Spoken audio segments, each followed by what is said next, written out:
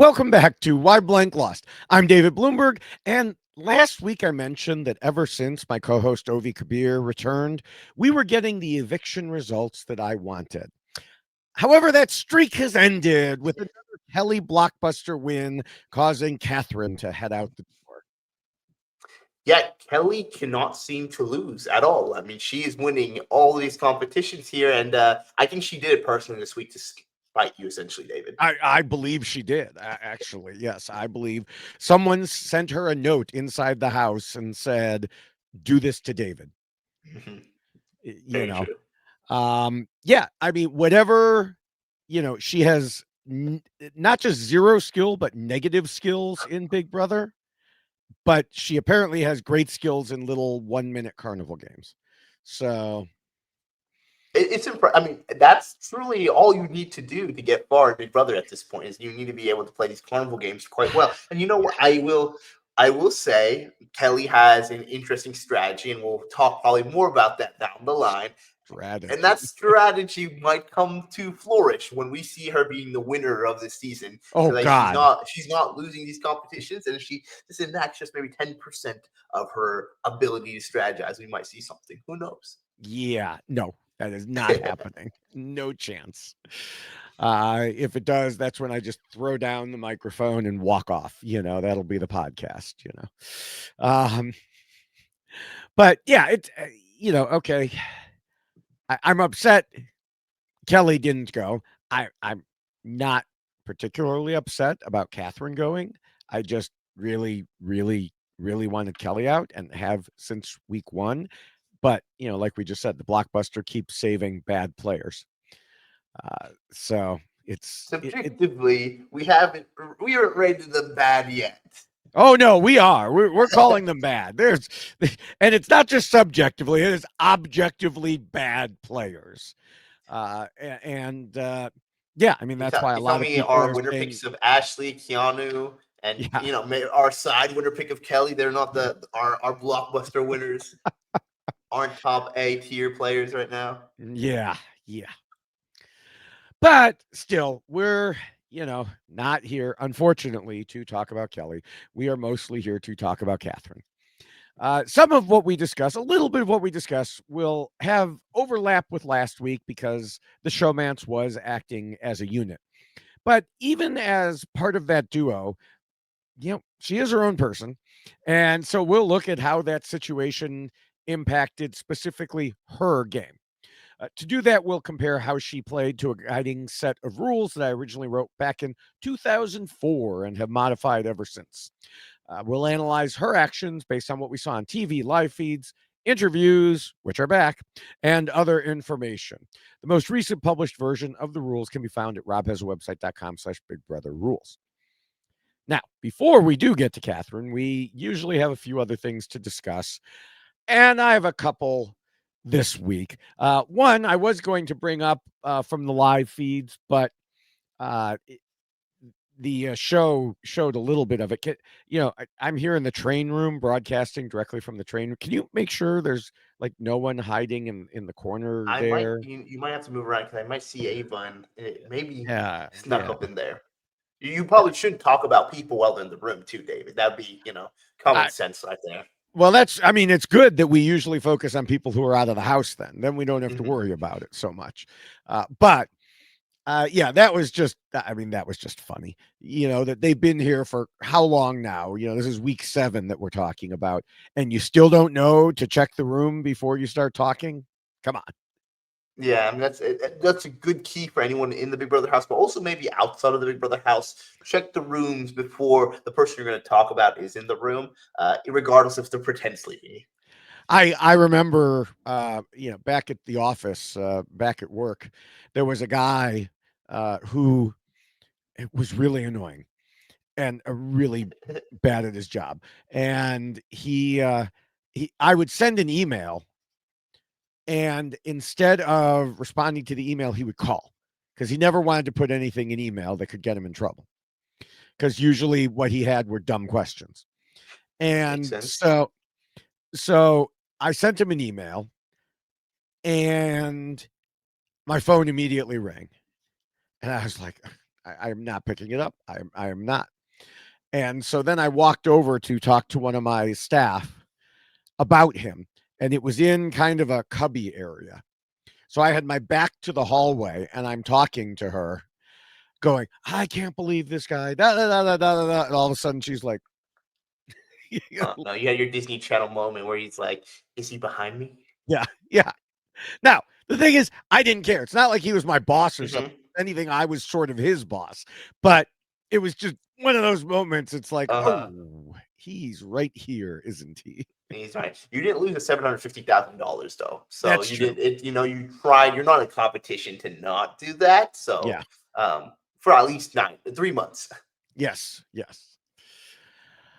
So moving on from Ava's hiding spot here, now that we're pretty sure the room is cleared, we have Keanu. Keanu. This man has dug so many holes for himself. He should have an Amazon subscription for shovels. He keeps running his mouth instead of using his brain and getting himself in trouble and then getting himself out. But he did it again with Rachel to the point where she wasn't even speaking to him for a while. And then when she confronted him, you could literally see on live feeds how he just shut down as she picked off his lies one by one. You know, he'd be like, "Well, no, I never said that. I said it was this." And she's like, "Vince literally used your exact words that I had said to you." And it just kept. Yeah. Now, I will say he somehow managed to apparently get back in her good graces, and now he has a plan because he had an epiphany that he told us about on live feeds. He needs to become a super tight two with Rachel and then have someone else take her out when they're in jury.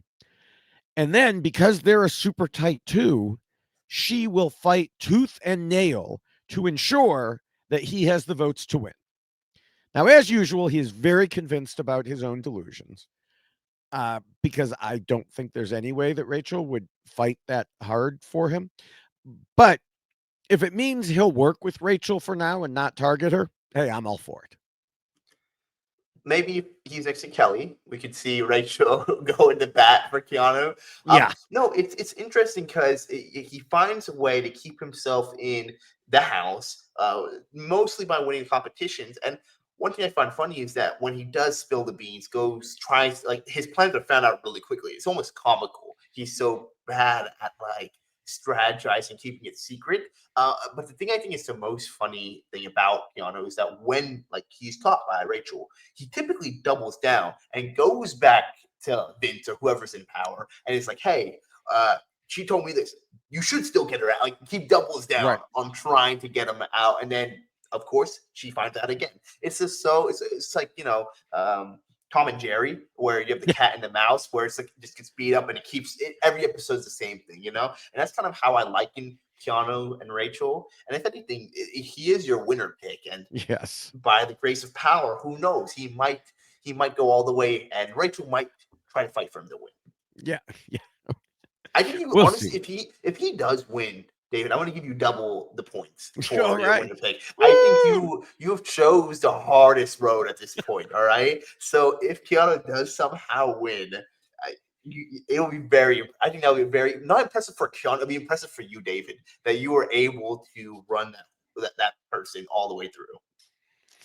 Yes, I will take full credit if he wins. So now, moving on to the other really delusional bad player, we have Kelly. We saw, I mean, we already talked about her a little bit earlier, but we saw some of what she did with causing problems for Rachel with the wine and the hug. But the edit on the show went easy on her. I even had someone tell me this in comments. They were like, "Well, I, didn't think she, did anything that bad." It's like, go watch the live feeds and then tell me that. Like they didn't mention how she was so certain that her so-called cleaning strike was the reason that Rachel was mad. Which I mean, this was totally dumb. That she was going to go on strike and therefore, not clean, so that Rachel would want to keep her over Ashley. What? And um, And then when she asked that about, again, this wasn't on the show, but was on the live feed, she asked Rachel, is it because I'm not cleaning? And Rachel just gave the most dripping with sarcasm. Yes, Kelly, that's the reason, because you're not cleaning. And then when Kelly retold the story, she, of course, blew this up. She yelled at me and said, I'm not cleaning enough, or, something like that. No, that's not what happened. Yeah, she just keeps doing the same thing. As she called it earlier in the season, instigating. She pokes the bear, and then when the bear swats at her, she fake cries and plays the victim. She complains about the way she's supposedly being treated while saying things like she feels bad for Rachel's daughter. What a role model. This is on the internet forever. Her grandkids can watch her. And then, or not then, I think she said this before. She said she wanted to send Rachel to jury first so she'll be alone on her anniversary.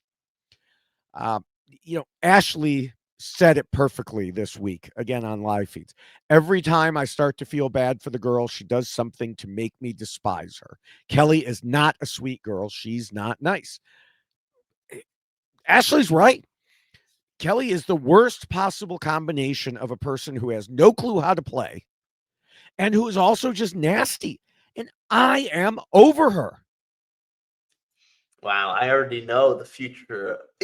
If Kelly loses, episode is going to be pretty fiery. No, you're right, and I think it's actually interesting because I think on most seasons you would see Rachel in the position that she's been kind of an underdog because Mhm. you come in as the only vet, you have the target on your back. A little different this house, but still underdog vibes would match with the other underdogs. And Kelly and Keanu are kind of our underdogs of the season. We've seen from the get go, but you see them on both different sides of the aisle, truly, and at each other. But like with Kelly, it's weird because it seems like she has this ability to really target the people she really doesn't need to or shouldn't. And she barks up different trees for no reason and what game related. It just becomes a personal thing for her. And then it seems like she makes it additionally personal. And I don't know if she would say that's because she's lack of awareness in what's going on or not. But these are comments. You mean comments that one hurt personally, but also hurt the game. And it's been strange. I think there's been a weird fascination. I mean, everyone also is like on here defending Rachel. I love Rachel. And I don't want to be like just keep jumping on like we need to defend. She can defend herself, obviously. But it is weird that I think we've had so many house guests really talk about her family and being like, oh, like how can she be a good role model? Or I don't want her to be around them in this house. Like, how can she be a representation? And it's just strange because like that goes both. It hurts their game because Rachel will hear about this Right. and personally in it too. So it's an odd thing, and I don't understand these moves Kelly's been doing. I think all of us are wondering why does she do what she does. Yeah. I mean, it's, disconnected wires, just, um, yeah. And the thing is, she's doing it to someone who tried to bring her in, tried to make her feel good, tried to make an ally out of her. It's not like, Rachel started this off by being, nasty to her. Rachel has tried to, like I said, bring her in and work with her. And Kelly repays it by repeatedly stabbing her in the back. Yeah, and I think it's just so frustrating because you see Kelly have all of these opportunities. I mean, maybe from their own POV, they're like, no, we don't have all these opportunities. I'm always on Mhm. the block in some shape or form. But the competitions they're able to win and get themselves off the block or survive each week and week out, she's unable to create connections and relationships based on her survivability.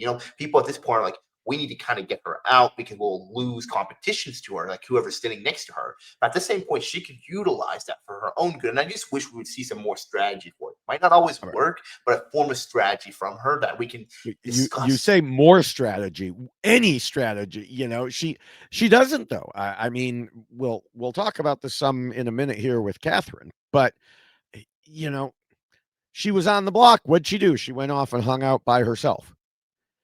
You know, so why don't you? I mean, the thing is, at this point, she has nobody because she's pushed them all away. I see some commenters who don't know better on some of my videos saying things like she's being isolated. No, she isolated herself through her own actions. When you make everyone else into an enemy, you cannot blame them. You have done that. So yeah, that's again, I'm just tired of her. I want her gone. So, but Hey, we can she's move not our on winner here. pick, though. She's not our winner pick, so she Exactly. doesn't. Yes. But she has this ability to stay around. We have some Ugh, players who are very impressive with that, actually. yes. Well, and again, that's a problem with the blockbuster. I Hmm. had someone else say something to me because a number of us were saying that's a problem with the blockbuster, and someone pointed out in a video, is it a problem with the blockbuster or is it a problem with casting?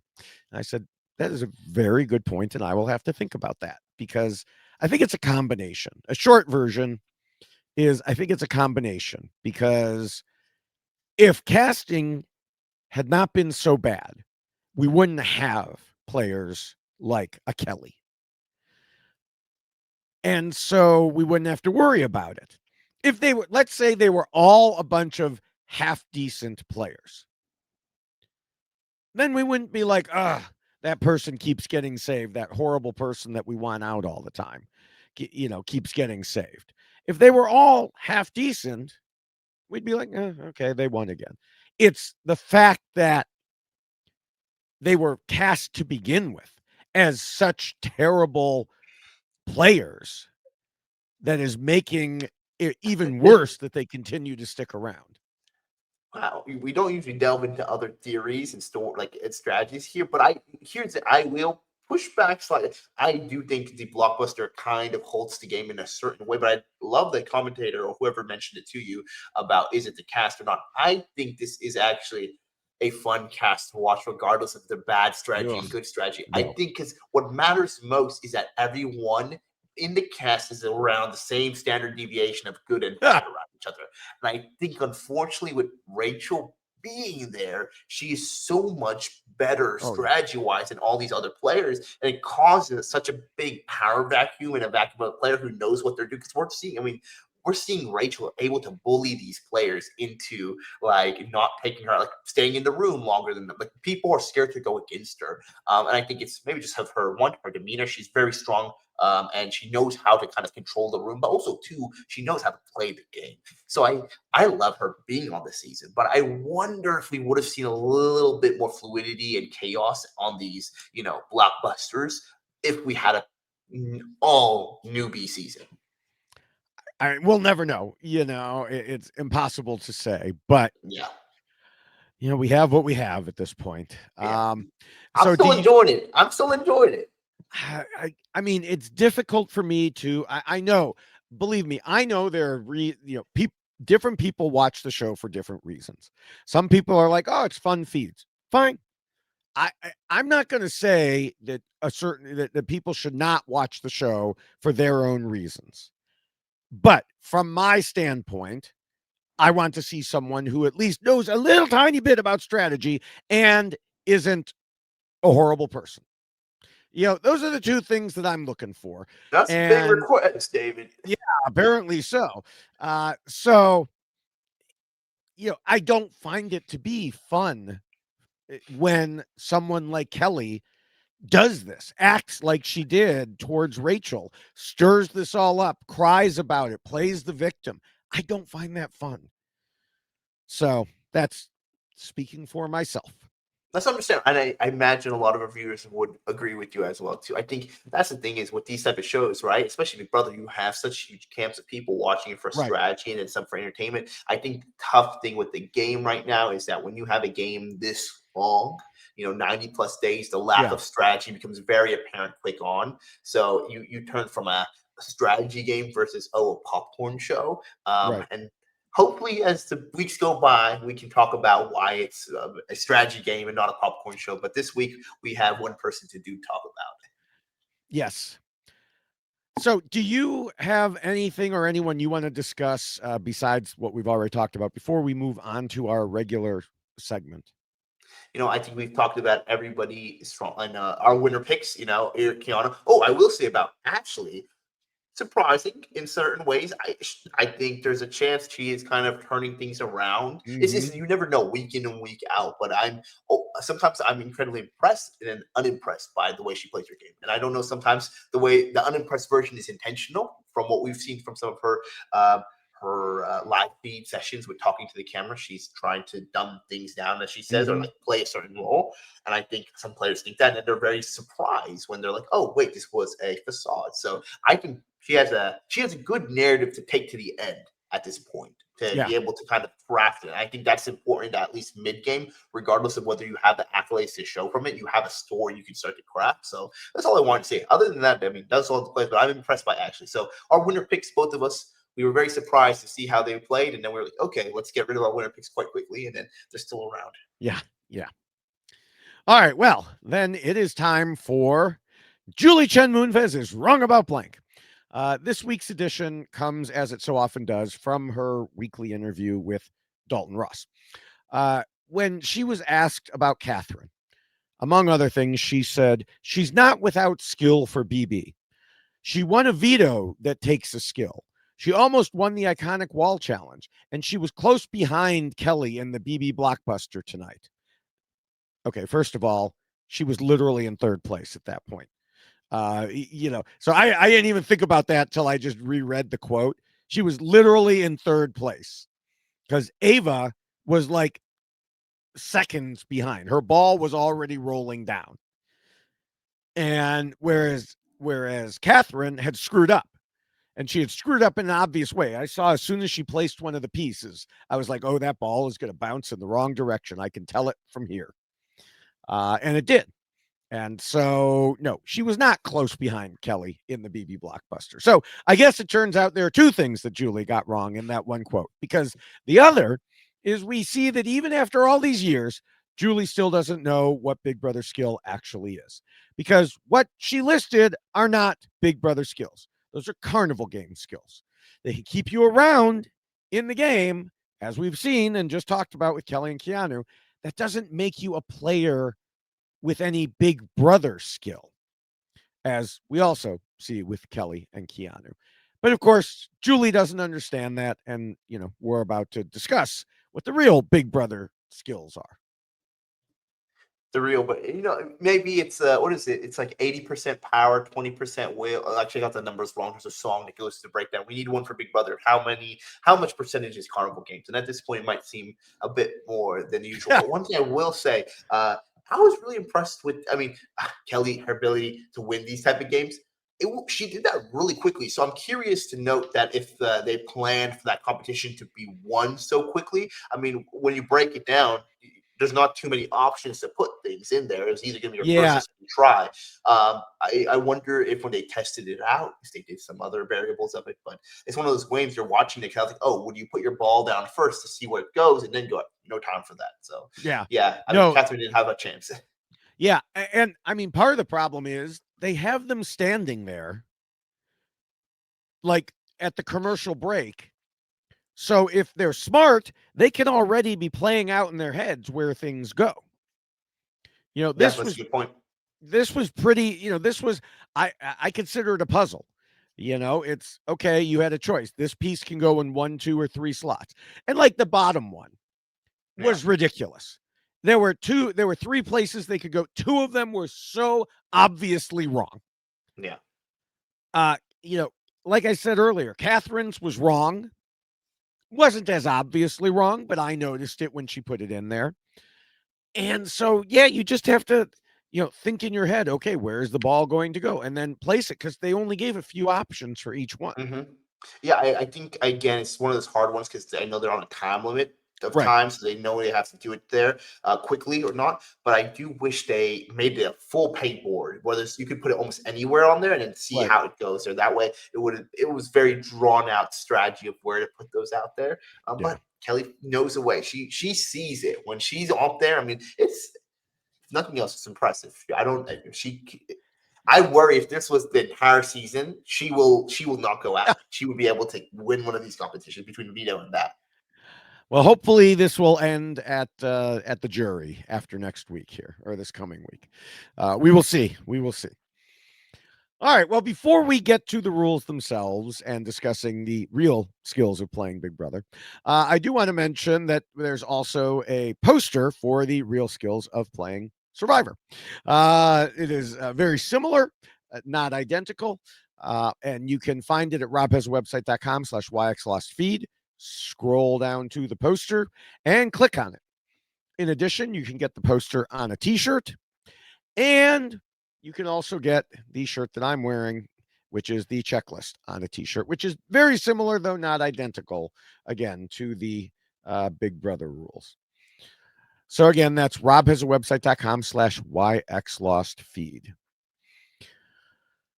Well, Katherine told Julie that being in a showmance with Rylie kept her around longer than she otherwise would have been. We can't say for absolute certain that this is wrong because this isn't a choose your own adventure book, but I think it's pretty clear that's just not the case. While Katherine made a lot of errors on her own, as we'll discuss, being in the showmance drew more attention to her and her mistakes in the game and further enhanced them. What were those things she did wrong? Well, let's find out because at RHAP, we know Big Brother and we know why Katherine lost. The first and most important rule is to scheme and plot. And right off the bat, we have our first issue because Katherine never really did do much strategizing with anyone not named Rylie. And frankly, not even much with him. I have so few notes about Katherine.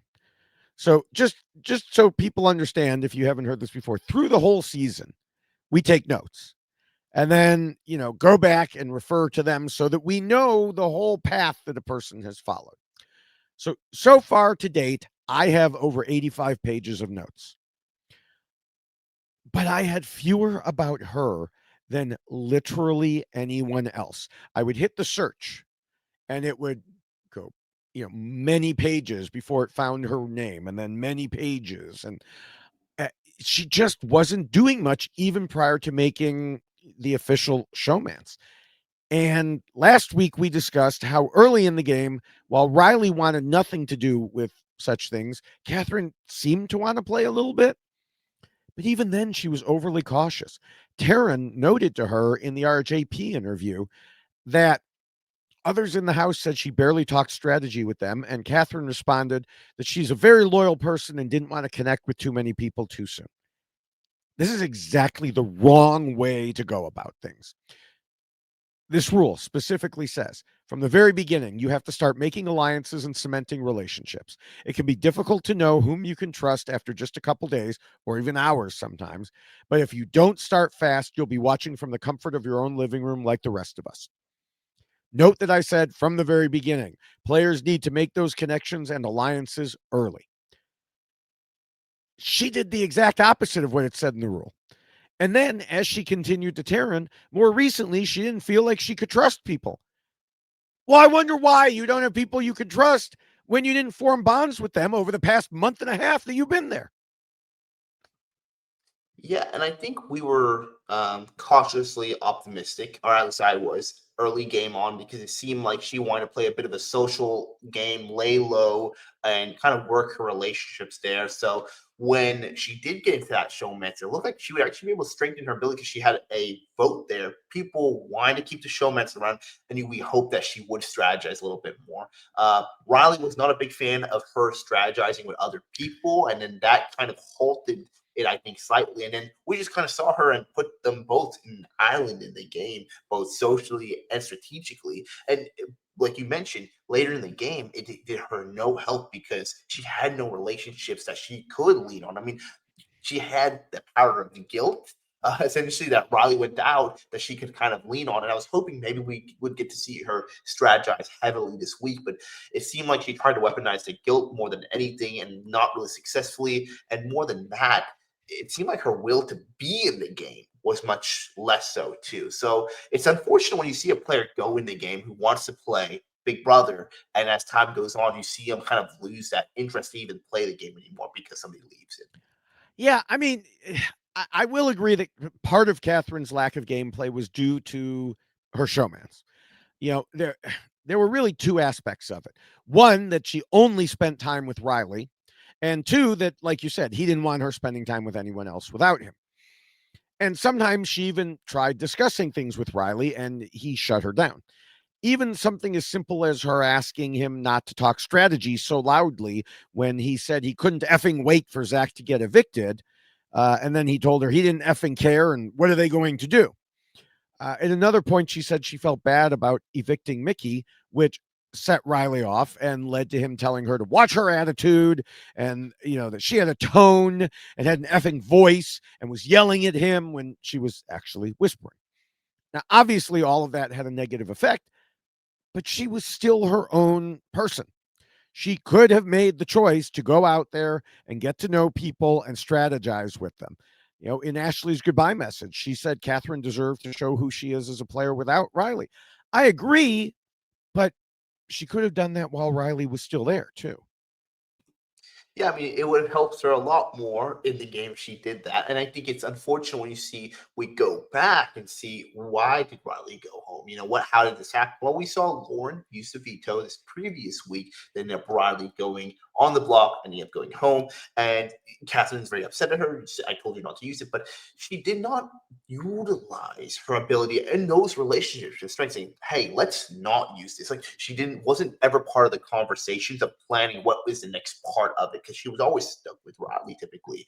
And I think that's the frustrating thing for me is watching her play the game is that she did not even enact the social ability she did have to move the needle, move the game anymore to help herself. I mean, she did. She did try to convince Lauren not to use it. And she told Lauren, he'll be safe. He'll be safe. Don't worry, Vinny will be safe. But that's about all she said. And Yeah, then, I mean, Rylie didn't help by saying, go ahead and use it. yeah, Totally undercut her. no, exactly. I mean, you need it. You can say those words. That's what I'm saying. But I feel like she stopped at the buck. It was never we are an alliance here. This is why we need to make these moves. I mean, she knew how close Lauren was to Vinny too. And so there was never any moves to strategically maneuver herself to be her number one Right. and consistently push on that. So I think that's what's she had half the recipe made and just didn't finish it off. And I don't know why. Maybe I mean, there's so many elements, right? But I feel like she is smart enough and intelligent enough in the game. We saw that early on in different ways. And the way she communicated, I was like, okay, now she's going to figure out things post Vinny. And typically, we see with showmances. I mean, I guess it goes one way or the other way. When one part of the showmance goes home, we kind of see a fight, a level of spirit for that person and that player to kind of stay in the house, especially when they're not like super disliked. I feel like Catherine was I felt like potentially in an okay position, maybe. I mean, I think this was our predictions actually did come true this week, essentially, of who goes home. But I felt like they might be in an okay position. Well, I mean, she should have been in an okay position, Mm-hmm. but she didn't position herself No. because throughout basically the whole season, we heard from other players about Katherine not talking game or only speaking to a couple people like Rylie and Lauren. And of the few notes that I had about her, statements like that, people saying she wasn't playing, made up a number of the notes I had. So even the notes I had about her were about her not doing anything. Including one time Katherine herself said on live feeds a little while ago that she doesn't talk game with anyone. And then after Rylie was voted out, Katherine complained that it came down to one vote and it felt cruel when her and Rylie didn't have all of the info prior to eviction. Well, maybe you should have played the game. Welcome to Big Brother. Oh, we didn't know. It's the same thing Rylie said last week, where he was complaining to someone. Well, when this vote happened, I just stood there because I didn't know what was going on. Yeah, that's nobody's fault but your own, and the same is true for her. And it continued all the way right up to her eviction. Just a couple days ago, Rachel mentioned to Morgan how the nominees weren't talking to them. How could they not be campaigning? And then at 10:30 at night, Big Brother time, the night before eviction, so Wednesday night, Katherine finally pulled Will aside for a chat. That was like the first time. And Will is not known for staying up late. So, you know, really, you're waiting that long? And then when Dalton Ross asked her why her pitch against Ava didn't work, she said, I think it was just a little too late, maybe. I think it would have been a great argument maybe a week ago or 2 weeks ago if I had prepared for a situation like that ahead of time. But in the moment, I think a lot of people in the house were very set in their decisions. So let me get this straight, Katherine. What you're saying is it's almost like you should have been talking to people the whole time and playing the game. But she also said she didn't want to campaign against Ava because it would make her feel icky. Once again, welcome to Big Brother, Katherine. Yeah, but then she separately told Dalton, there's only so much talking you can do in the house. And I think this goes back to something you were just saying about, with the thing with Lauren. She acted like there was so much of it she was doing. No, no. Look at Morgan. Look at Rachel. Even look at Keanu. You may say, oh my God, they won't shut up. Yeah, because they want to push their point. She'd say one thing and then, there's only so much you can do. Yeah, and I feel like when you're in a show, man, specifically too, you have to play the game a slightly different way. You already know there's a target on your back, so there's no point of pretending there's no target on your back. You almost embrace it, and then you start covering. You use 4 ears and 2 mouths. You try to cover as much ground as possible, and we've seen that in the past with successful showmances or people who are playing the game, who sometimes you have to cover up for one of their mistakes, or somebody covers up their other mistakes, or then you just utilize just what information you know, and different alliances. But we saw this, that they actually just so much isolated themselves. I mean, we didn't even have Katherine have even such a strong relationship with any of Rylie's members and his groups of people he knew, because there wasn't much strategizing going other than those conversations. So it's one of those things you would hope that she would have people that she can like now lean back on and work with when people are there for her. But she didn't utilize the conversation. And when you look at two people who are on the block between Kelly and Ava, very strong arguments she could have done previously, a week beforehand, of why, hey, these are people who, like, I am like the least threatening person in this house, and utilize her lack of strategy as a benefit for her. But that strategy might have been a little too, advanced in this motion. But it would have been great if, like, you guys know, I'm not talking the game to other people. I'm a free agent, and I wish I got to see that from her. Yeah. Yeah. And because she didn't strategize, it led to her having a poor understanding of how to do it and where everyone stood in the game. We saw that when she left. Julie told her Vince was in a 5-person alliance, and Katherine said, "Oh, I thought that Vince was more left out." Left out? How could you be in this house and think Vince was left out? His whole reputation is he's in too many alliances. Ava literally announced it in a nomination ceremony. How do you miss that? And I mean, when Julie mentioned the Judges Alliance to Katherine, she said, oh, that was what Mickey wanted with her and Rylie, but they weren't on board. Yeah, yet again, another problem. You were never on board. Yeah, I mean, what is it? Closed mouth don't get fed is a saying, right? And I feel like I might have butchered it. But I think that's it. It's Katherine literally had a lot of these opportunities, and she just would not be taking it up on them. I mean, I think that also the idea that like Vinny's missed has worked on her, and everybody, where he's like plays this for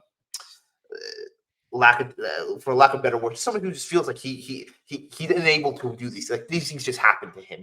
He's a victim of the circumstances. Like, I'm sorry, I can't make a decision. Yada yada. And she believes that like no one would want to pick up that. And if she strategized, she would kind of fall in the circles, realize, oh, Vinny is playing against them or has like she didn't put herself out there. And again, which is kind of impressive to go this far in the game and truly not make any enemies at all and have lukewarm allies. I mean, and still go home against people who are probably, I would argue, much more threatening than you. Yeah, but I mean, that's how bad her strategizing was. It takes us, like you said, when she had these opportunities, it takes us back to Rachel, because we discussed last week how Rachel had tried to reach out to Rylie and Katherine multiple times, but didn't get anywhere. Mm-hmm. Even before she became HOH, she tried to make a deal to work together, and they made it clear they weren't interested. In talking to Rob and Taryn, Katherine said the split with Rachel came when Rachel nominated Rylie, acting as if she and Rylie played no part in this at all. But they did. They were the ones that caused the split. Yeah, and I think there has to be a level of accountability of knowing that maybe some things you didn't do, but you did, or your partner did. Because anything your partner does in the house game level will be a reflection of how you and your allies can be perceived. So I think that was just it's such a frustrating thing. And I hope with time they will come to see that. But it's unfortunate. I don't want to get too much into our other rules, but like the lack of being able to change your game up, things like that. We just Mhm. didn't see that within any form of strategy from them. And I still was truly first week, my first impressions, I was very high on Catherine afterwards. I was like, I like the way they're setting up how to play the game. I Yeah. felt like she was showing how Morgan talks about how she would play the game. Yeah. Yeah. But, you know, as she went on, well, I mean, she told Mike Bloom also the list of people in the house that I trusted was growing slimmer and slimmer every single week.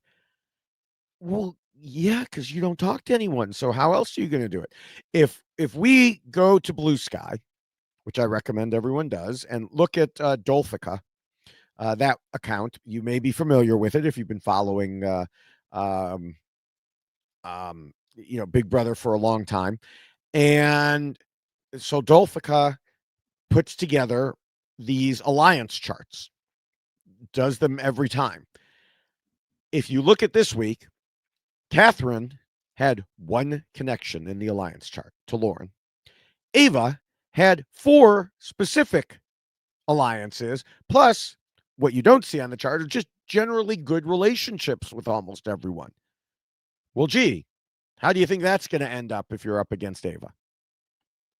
Yeah, and even those connections that she had with Lauren, right? She wasn't able to develop them to do some more action of the weeks. I think that was the unfortunate thing is that we've seen like your connections. It's like saying of who you are, who you surround yourself with, and I think that's also very true in Big Brother. While in the house, how you surround yourself, who you surround yourself, is indicative of how your game will go and be perceived. And she didn't have any strong allies that was able to even help her slightly. Yeah. So, pulling together a few things we've discussed here in this rule, Catherine's lack of allies put her in a difficult spot, not just for the vote, but in the way they got there. Vince was in one of his usual dilemmas about, oh, who do I upset more? And who has talked to him the most? Well, Rachel and his allies did. Her allies did. Because Rachel has allies. And those allies were working hard to keep her safe. Meanwhile, Catherine barely spoke to him. And while Lauren was on her side, Lauren's idea of a push couldn't knock over a mosquito. Uh, so, again, another huge benefit of having allies in this game. Most definitely. I mean, I think it's funny how you mentioned that about Lauren because it's a thought, and we might have to talk about that down the line on a different episode. But yeah, I mean, your one ally that you have is very in a.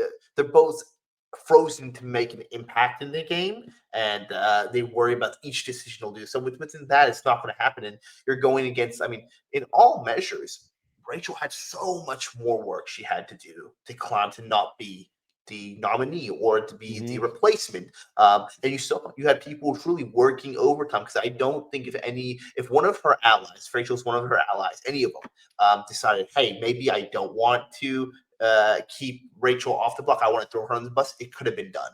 And I think, but the thing is, people saw Rachel and are seeing Rachel in the house as a benefit for their game, even though she's not a goat. They realize she can't be dragged to the end, or she'll potentially win.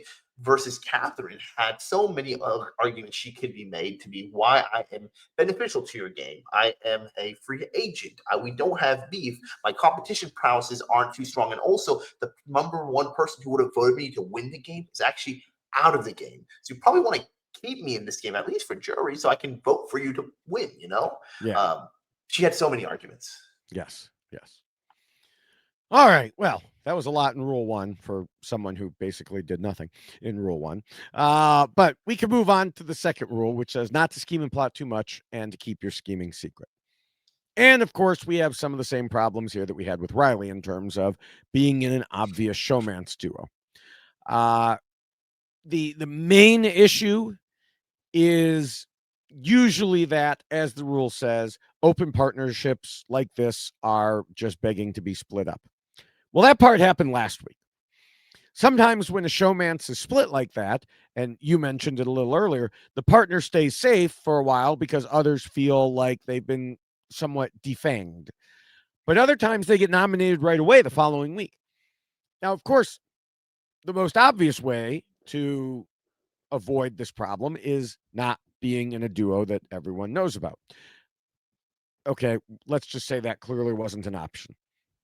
It's a little funny because Katherine had some understanding that this could be a problem and told Mike Bloom that the main reason she didn't want to sleep in the same bed as Rylie was I didn't want them rolling their eyes at us. I didn't want to feel like there was animosity towards both of us and make his position or my position in the house more precarious. So it was okay to spend 18 hours a day with him when they were awake, but she worried about the 6 hours when they were asleep. I think you missed the point there a little bit, Katherine. Yeah, and I think, ironically enough, even though she basically broke this entire rule right here, everyone knew about anything she was doing because of this relationship. I do think this is probably the most, I could be wrong, but most friendly group of cast towards a showmance. I think, yes, people were like, let's get the showmance out. But a lot of people, eventually, it wasn't until Rylie became an option and then was put on the block. They're like, let's actually take the shot Right. now. There was no work towards doing that until it actually happened. And it really wouldn't have happened unless so many variables went there. So they did a good job of taking that showman's, level of it and not making it as, even though it's almost like since it's so known, it's not as much of an issue. It's like the white elephant that's just now because in the background. And I feel like for her too, it's like it could have been such an advantage in the way that it's like you play Mario, you have two lives here. She had two lives. She wasn't going to probably be picked off before Rylie. And so realizing, okay, now your Big Brother game starts again now once it's happened. So it's a frustrating that, yes, I do agree that it was in the open, it was a threat, and typically this would be a big thing. But in her case, it almost worked for her. I feel Yeah, I mean, I can't say that it worked for her. It and if anything, the reason that it faded into the background is because they, didn't spend any time with anyone else, so they were kind of, unseen and unheard. I now I do think, and I mentioned this last week, that being in a duo may have helped a little bit early, in like. part because Rachel was a fan of showmances, but then obviously Rachel turned it around when they showed that they didn't want to work with her, which takes us to them not keeping their scheming secret. She and Rylie didn't specifically tell Rachel they didn't want to work with her, but she figured it out by the way they acted and reacted and other things she heard. In some cases, Katherine did specifically say things like telling Mickey she wanted Rachel and Ashley out when she should have known Mickey was, at least in theory, close to those two. Or when she flat out told Vince that he was dead to her, as she apparently did when the feeds were down after the Rylie vote and before the wall comp. Now, I understand your showman's partner is gone, thanks in part to Vince.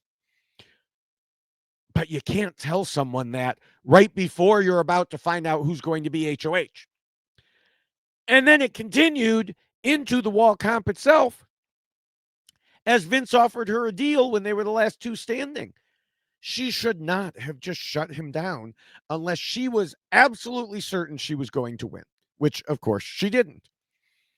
And when Mike Bloom asked her about that, she said, Vince already had betrayed my trust more times than I can count on one hand, I think. So I knew any deal that I made with him would have essentially no merit. It would be almost the same thing as not having a deal. I didn't fully trust or even halfway trust him to stay good on his word. And I didn't want to stay with my word either. If I told him he would be safe with me, he more than likely wouldn't have been. So I think it was just two people that were going to lie to each other, and there didn't seem to be much of a point to make a deal because neither of us were going to follow through. So for a third time now, I have to say, Katherine, welcome to Big Brother. The saying is there. You can bounce Mhm. checks in the Big Brother house.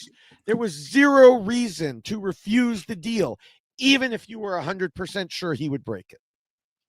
Well, 100%. And I think that's the frustrating part of it is that I think we have such a fun character in Catherine from all these interviews we've been seeing and how she communicates. Like, it is fine to be petty in the game. And I think we see Rachel Riley be the queen of pettiness in the game. And it would have been really fun to see that in a game element there because feel you can now. Gloves are off. I can do lies. I can. That's what you do when you know you're on the block there too, or your butt is on fire. Your showman's just went home. You can find a way to rejuvenate, and that's what I think is.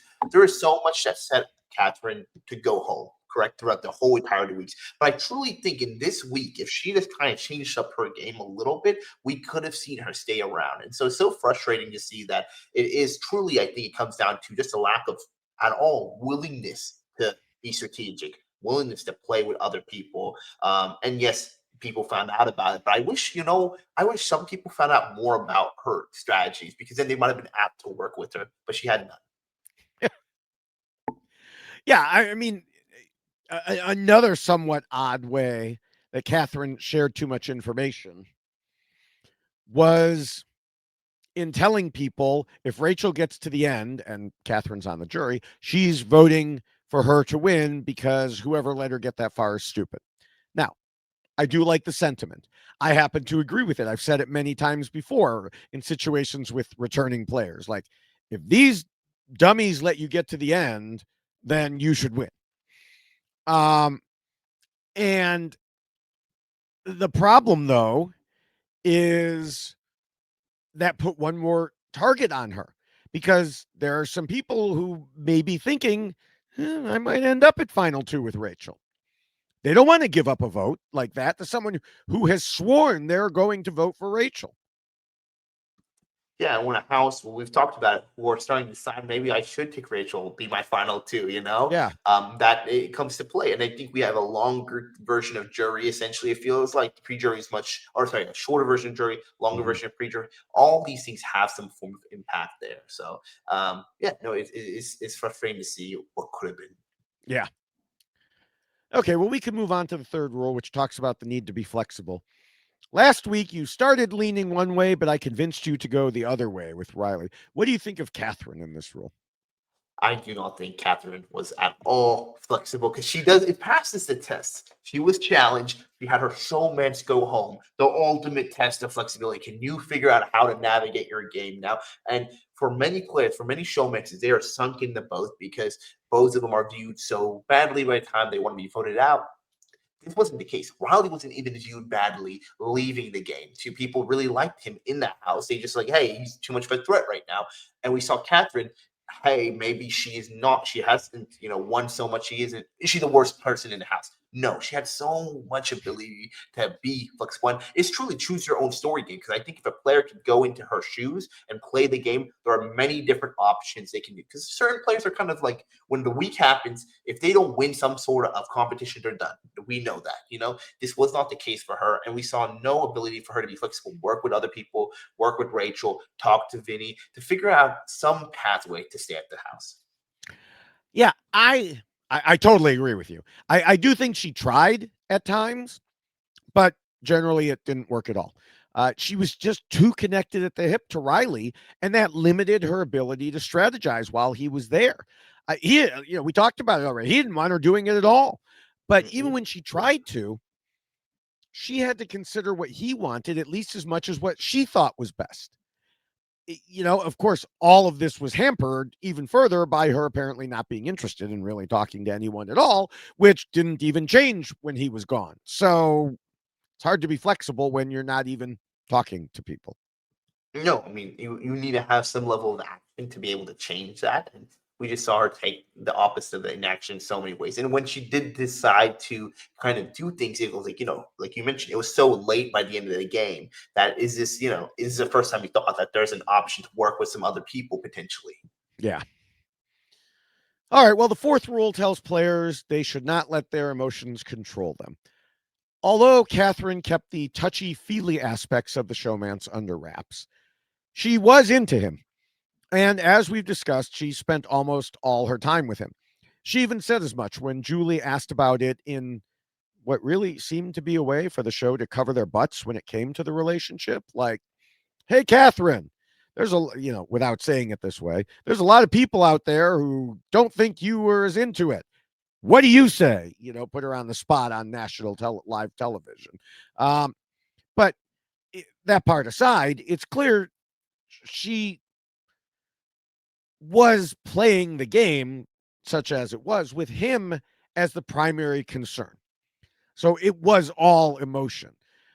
And then on top of that, she also forgave Rylie when many viewers were surprised at the things he said and how he acted, both towards her and towards other people around her. We talked earlier about when he got mad at her for yelling when she was whispering, and then he would get mad at other people. He would get pouty. He would launch into profanity laced tirades. She heard him say nasty things about other house guests, and yet she always stood by him at the expense of her own game. No, I mean, I completely agree. Everything you said is that times 10, essentially. And not to just harp on the same thing, I thought it was interesting that we kind of saw her emotional play come in other ways within the game. I think one thing she talks about from her post interviews when she was discussing essentially her treatment with Rachel and like how did she feel about her essentially, and she was like, "Well, when I decided I don't really like her and don't want to play with her game, I double down on it. I don't feel Yeah. like I don't feel like the need that I need to sugarcoat it. I will just go even more so. Because if I don't want to play with them, might as well I stop small. And I think we saw that type of emotion impact her game, how she played with certain players. Because when she didn't want to play with them, she really chose not to. It wasn't. It was when she just closed the door on it, and not even just closing the door, kind of wanted to push him out the same way to it. So I think we just really saw her emotions control the way she played the game, which was again saddening to see because it seemed like she really wanted to play the game early on, where she was like, "I want to play with my brain and make strategic moves," and that wasn't the case. Yeah. Yeah. All right. Well, the fifth rule says players need to pretend to be nice and play the social game. Katherine said in her pregame interview, my strategy going into the house is to kind of try to be everyone's friend. I think definitely after the first couple days, I'm slowly going to be trying to like infiltrate different little groups that I might see forming, just to make sure that I'm still in the background of their heads as somebody they enjoy being around and like being there. She also said, when asked why she was going to win the show, she said, I'm going to win Big Brother because I think people are going to estimate me and they're not going to anticipate my strong social game.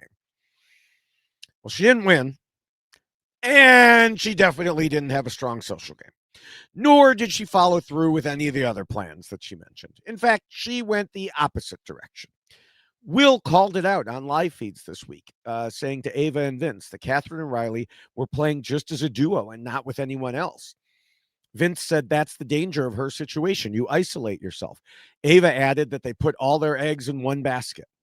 And this is a problem with being a duo, even aside from the one we discussed in the second rule and the further one we'll discuss in the sixth rule. Yeah, I mean, I think, has a natural demeanor to make people want to be friends with her and work with her. And she kind of knows that. I mean, that was her strategy going in. And we saw that early on where people were like, okay, Catherine's there. But also, she was a little bit of a butterfly on the wall, which wasn't the worst thing in the world because we're like, okay, if she can conversate herself in conversations, but also not get too involved, she should be safe early on. There's some big pictures. That didn't stop. She continued to do that while she was in a relationship with Rylie, where she kind of stood around the walls of things with other players and did not want to be involved. And we don't see that working well for her at all because, people liked her, but in the game level of it, I don't feel like they cared for her. They didn't care for her game. They liked her. They didn't care for her game. And I think that's the worst thing is not to even dislike it or like it. It's to be indifferent about it. And that's kind of how players felt about her game wise. Yeah. Now, early on, they didn't feel that way, or at least some of them didn't, because she found herself in a bad spot when she was blamed for spreading showergate rumors. I'm I'm not sure how much she really did since we didn't have live feeds yet, but she told Mike Bloom it wasn't intentional. I genuinely just thought that we were all laughing and making a joke about how long it was taking for her, and I didn't think anything of it. And Jimmy was even saying, that's the type of stuff that puts you on the block. And I was like, whoa. And I repeated that, and I didn't quote him directly. So I think that's how maybe it started to seem like it was me. So, well, we know Ashley was certainly upset. And it sounds like others felt she was doing too much in that area as well. But After she told all of that to Mike, she added, but that's okay. I didn't really care about them, and I don't really care much now. And there is your problem. Saying you didn't really care about what your fellow players thought about you in the first few days of the game. What happened to being everyone's friend? It's not great to throw out that idea right off the bat. Yeah, and I think, some people might think it comes across more, it's like, oh, this is a funny behavior. They're like, it's there's a little quirk to it. It's interesting. It makes a player interesting when they're like, oh, screw them all right, whatever. Unfortunately, it only works well when you're playing the game well too. I feel like where it's like you outplayed, it is what it is. It feels like, where was this fire and this type of thing in the game? I wish I saw it from her, regardless of if she's not going to play nice, and pretend to be nice in the game, or just like be. I wish you could take the fire. I really don't want you. I'm coming for you. I'm making a move out of it. And we just didn't see it. You have to play one way or the other. You might break the rule regardless of this one, but you need it. It would be nice to see something from it. Yeah, yeah.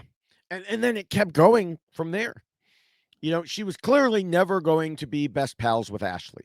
And they butted heads a few times afterwards. For example, um, who was it that got mad after Mickey took Riley's HOH? Oh, she got mad at Ashley for daring to have a smile on her face. And she had been taking shots at Ashley to people like Lauren and Vince prior to that. Of course, at the time, lots of people were taking shots at Ashley, and, she deserved it. But that still may have gotten her in trouble because back on July 20th, Morgan and Mickey talked about Katherine stirring the pot secretly and pissing them off to the point that they wanted her out of there. I I don't really remember exactly what the pot stirring was, but I suspect it related to things that she said about Ashley. And indeed, Ashley said she knew Katherine didn't like her. And the feeling was mutual because recently Ashley said she knew she needed to work harder on getting closer to Keanu and Katherine, but it's hard because she'd rather hang out with people she actually likes. I mean, that it sums it up. I think very Yeah, much so. It's she didn't try, didn't want to try, uh, and it's interesting because that was kind of the opposite issue we had for Rylie, where we were like in the house, he pretends to be completely nice and connect with people. That wasn't an issue. Why people voted him out, which is almost the opposite for her a little bit. And then his was the next issue. Don't be too much of a right. threat. Yeah. Yeah, but before we get to that, we have, the like you said, this was her issue, and it wasn't just Ashley. A little while after Mickey took over Riley's HOH and they supposedly mended fences, Mickey told Rylie that Katherine hadn't treated her well since the beginning of the game. She said they don't align, they never talk game. Katherine says and does little things that Mickey said aren't very nice. She feels disrespected. For example, Mickey cooked all the time, but Katherine never said thank you until after she took over his HOH. Katherine never hugged her good morning. And we know in this house, you got to hug everybody, or heaven forbid, it'll turn into a whole thing. But never hugged her good morning until the day after she took over his HOH. So, I mean, I remember even when Mickey had to make a renomination, and she didn't go with Katherine, but Katherine was saying all the wrong things and being standoffish. And then there was Morgan, or rather, there really wasn't any interaction with Morgan, which was demonstrated when Mike Bloom asked for Katherine's rapid fire thoughts on the house guests. And when he got to Morgan, she paused and said, "No idea." What? How can you have no idea? Not even a couple of words to describe someone you just spent over a month and a half with. Well, the answer is that Katherine basically spent none of that time with Morgan, which Morgan had previously commented on a few times. Yeah, I mean, I think that's the interesting thing we're going to see from players post this season, right? Is the reaction to kind of seeing all this stuff, and I think there's certain things we will understand from, and then some we won't, because I imagine some don't want to talk about it. But I'd love to hear her perspective of like how did she think some of these relationships went. Yeah. Yeah. Now, the problem, of course, with the Morgan situation was that by having essentially no communication with her, Katherine almost put herself in a position to even lose if Ava had won Blockbuster. Because on Wednesday and even a little bit Thursday, Morgan was pushing the idea of keeping Kelly in a Kelly versus Katherine battle. She never closed the deal, and it ended up being moot anyway. But that's how bad it was that she didn't have any connection with Morgan. Yeah, and I think that's one of those things where you can combine two things together: your social element with your strategic Right. element, or one or the other, because then you know that, hey, these people around me are much more of a bigger threat. Now, socially, I can utilize that, or vice versa. Your social game is bad. You use a strategy. When you have neither of those going for you, this is the result. Yeah. Yeah. And then part of the issue was that, after she was nominated, we talked a little bit about this earlier. She further isolated herself. She was basically just hanging out with Kelly for a lot of the time. I talked about Kelly doing this. Well, this was the situation. Now she would sometimes talk to Lauren too, her one friend in the house, and I already mentioned how she didn't talk to Will until 10:30 Wednesday night, but she was like that socially for a lot of the other time too. Yeah, I mean, being in the Big Brother house was a 24/7 type of game you have to play, and we only saw her kind of take shifts into it. Yeah, yeah. All right, well, we can move to the sixth rule, which says, which warns against being too much of a threat. Katherine commented to Julie that part of the only reason she stayed in the game was Rylie, and she would have gone way earlier without him. In other words, it was basically the threat of him, coming after someone. And indeed, we did see Rylie mention things like that at times. For example, telling Katherine at one point, no one is going to come for you because no one is going to piss me off because they know I will take them out of this house. You should be happy where you're sitting. So she may have internalized this, this idea. And there was some discussion of it, but I think that Katherine far overestimated how much that impacted her game in particular. Because other than being with Rylie, she wasn't viewed as a threat and likely could have skated by for a while. Being part of that showmance duo made the two of them together more of a threat to be worried about, not less of one. And then after voting out Rylie, the people who did it had to worry about Katherine holding a grudge if she went further into the game. And quite frankly, she probably would have, at least for a while. This was especially true for Vince, who was seen as the deciding vote and lied badly about it. And then she told him, as I mentioned earlier, that he was dead to her. And of course, he was now the HOH. Would he want Katherine in the jury and possibly voting against him winning the game? This was the main reason that she was in the running to be an initial nominee because Vince said he was worried that he couldn't work things out with her. Yeah, and I think revenge is a dish served silent, and I feel like for her, it was she was unable to do that. She needed to have the plans kind of known here, and because that's what we were talking about initially beforehand is like the threat level of it is that she kind of benefited a lot from the showmance in ways where it was like the least threatening level of showmance that we typically see in the game with the cast level. But also, you have a second life when you're the person Rylie who's out. He was the threatening portion of it. But we just, she made it so it was almost kind of the manufacturing threat level. Is like I will be threatened. Like this is a reason you should get me out, and it kind of worked against her because she was like, if you're not working with people, if you're continuously showing that you're revengeful and vengeful for it, they're not going to work with you. But also, too, there's so many things to kind of hide around that. Like, I'm not very good at winning competitions. I don't know. I'm a free agent. There's ways to mask it, and she didn't try to mask that threat level at all. Yeah. Yeah. All right. Well, the seventh rule says to trust almost nobody. How do you think Katherine did here? I wish she did the opposite. I wish she trusted more players and less one person. The one person she did trust with everything, I feel like truly backfired her with her. Like her complete trust in Rylie that he was manning the ship, playing a great game for them all. It's tough. It's what really sunk her game. But also, I don't know if it's almost like she. I don't know if he trusted him to play a good game. I think she just trusted that okay, this is the game of Big Brother when it's with him.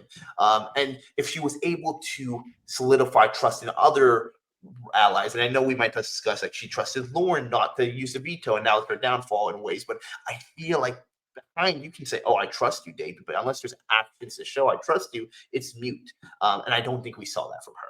Yeah. Yeah. Like you said, she really only put her trust in one person. She was with him almost all the time.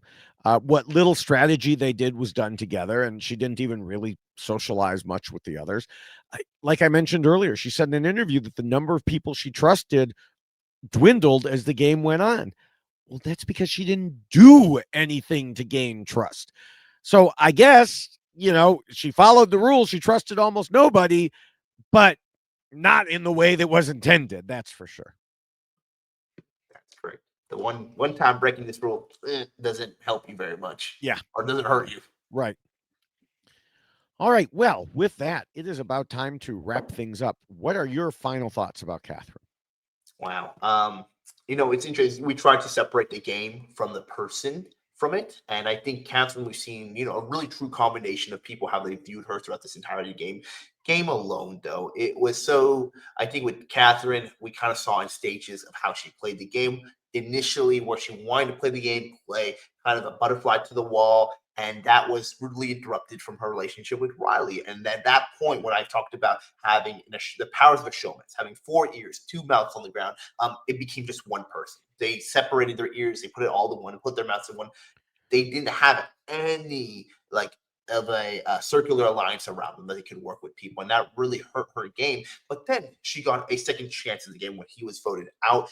She did not take advantage of it. She was so upset that her partner was taken out of the game that she could not focus on her game now. And for all those reasons, from trusting one person only, isolating herself, putting it on an island, that is why Katherine lost. Yeah. Yeah. Being in a showmance duo can have multiple negative impacts on your game if you don't handle it right. Katherine and Rylie definitely did not handle it right. For herself, Katherine needed to not rely on what she told Julie, that Rylie had kept her there longer, mostly because it's probably untrue. Katherine needed to rely on her own abilities in the social game that she came in planning to use, and she needed them even more to counter the issues that come with being in a tight duo, the extra attention, being seen as a threat, and so on. But instead, her social game made things worse because it just wasn't there. Katherine didn't make vital early connections and then still wasn't really trying as the game went on. She only got one vote because truly only one person cared if she stayed in the game. The only other person who would have cared left the week before. Many of us wanted to see what Katherine could do when Rylie was gone. She didn't really have the time to show us. However, I'm sorry to say that what she did show, not that impressive. It made me realize how the root of the issue started so many weeks ago, and then being with Rylie just made it worse. It wasn't something she could fix quickly, and it seemed to not even be something she wanted to fix at all. She made a few attempts to fake makeup with a couple people like Rachel, but even then it wasn't going to be enough, and I have significant doubts about how seriously Rachel took her. It became clear to me that Katherine has never really been playing Big Brother. Maybe if Rylie hadn't been on this season, she would have realized and jumped into it more. But she had that opportunity early and didn't. And once she linked up with him, any potential she might have had was thrown away. I know that sounds harsh, but she could have chosen to play the game, to talk to people, to not hole herself up with him for 90% of the day. It was the decision she made, and it impacted almost every aspect of her game, from the social to the strategic. And that is why Katherine lost. Well said. Well Thank you. said. Thank you. All right. Well, we will have our spoiler-free predictions in a moment after a few other pieces of information. If you, in addition, want our full thoughts, which often include spoilers, we are all over social media where we discuss Big Brother and other topics. Yes, don't forget, we are very active on a number of different social media platforms where we discuss Big Brother and other topics. On Twitter, Blue Sky, and Instagram, I'm at Ovi Kabir, and on TikTok, I'm at Basmati Boy. But David is truly all over the place, but you can track him down in a few different ways. You can find his various accounts through his Linktree at Linktree/David Bloomberg, or find him directly on Blue Sky as at David Bloomberg.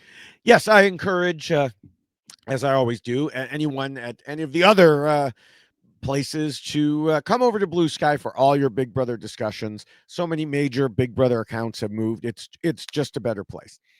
And ever since Big Brother began, on the video sites, YouTube, TikTok, and Instagram, I've been posting at least 3 or 4 videos per day, sometimes as many as 6. I'm at David Bloomberg TV, and what you'll find is a combination of thoughts from the episodes, live feed clips, plus Australian Survivor, Australia versus the World mini Why Blank Losts, and other videos. As we are recording this, yesterday I went over 50,000 subscribers on YouTube. So thank you to everyone who has subscribed there or on TikTok or both. My TikTok numbers have also been growing. I'm up to over 12,000 there as well. Love that.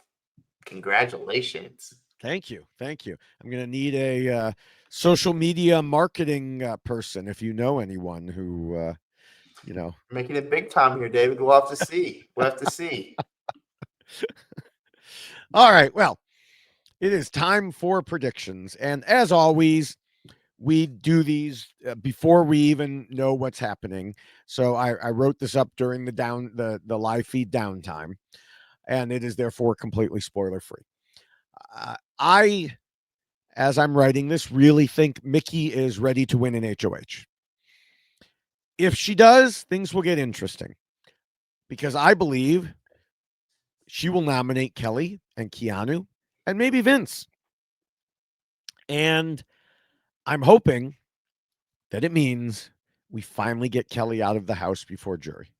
This is maybe, you know what, this prediction, it's possibly more hope than actual prediction, but you know, I mean, I don't hope Mickey wins, so I guess that part isn't. But yeah, this is part prediction, part hope, I guess we'll call it. Yeah, you know what? I think this is hope. I see a world where Kelly's on there. I think someone like Morgan, it's bound to win HOH right now. And I see Kelly, Keanu up there, but I don't see Kelly not winning the ball. It's because it's the last week, I'm pretty sure, by a little Yeah. block. So I can't imagine where we don't see a world where either one of those people aren't sitting in there. Whoever's sitting there is going home. I think it's time for your winner pick to go home. And that's why I think Keanu's going to go.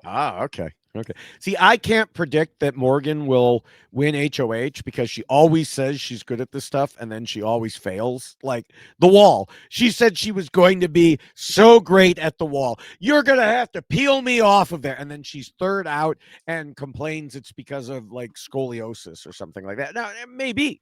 But you knew that before going in. So why would you say they're going to have to peel you off? She just always has an excuse. You're for not failing. impressed with Morgan from her OTEV competition, from her all your other ones where she's almost losing, almost winning. Yeah. No, I have faith that this is the one. Our gamer girl will win it.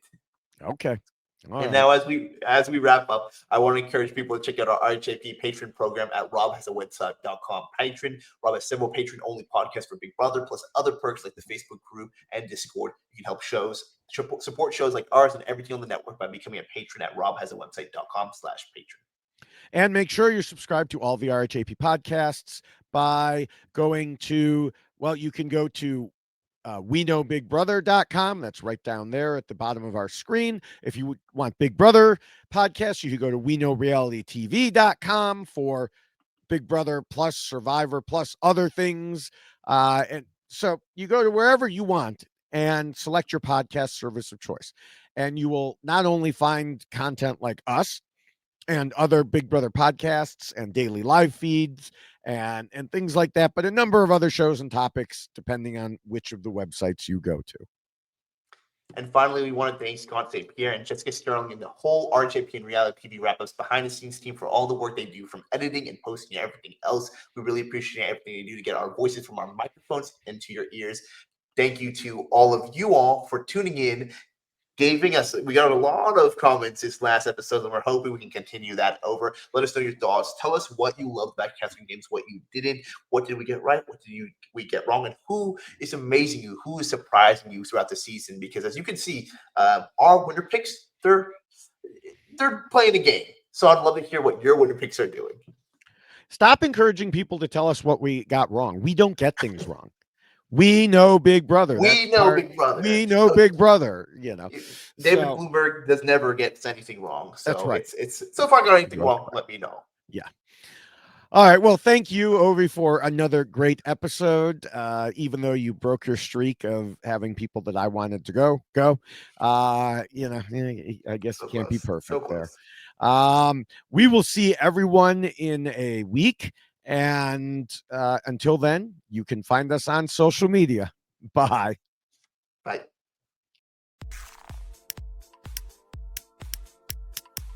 This is RHAP. We know reality TV.